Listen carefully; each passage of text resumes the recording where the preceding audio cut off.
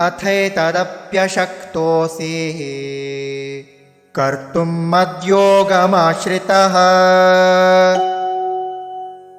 सर्वकर्मफलत्यागं ततः कुरु यतात्मवान्।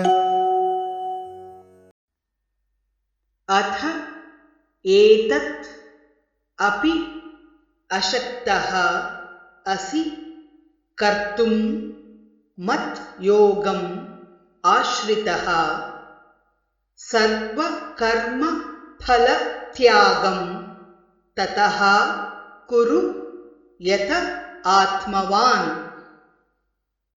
अथैतदप्यशक्तोऽसि कर्तुं मद्योगमाश्रितः सर्वकर्मफलत्यागं ततः कुरु यतात्मवान्। अथैतदप्यशक्तोऽसि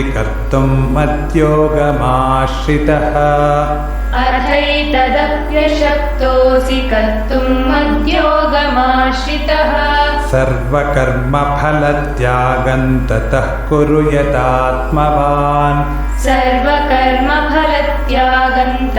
कुरु यतात्मवान्। अथैतदप्यशक्तोऽसि कर्तुं मद्योगमाश्रितः सर्वकर्मफलत्यागं ततः कुरु यतात्मवान्। अथैतदप्यशक्तोऽसि कर्तुं मद्योगमाश्रितः सर्वकर्मफलत्यागं ततः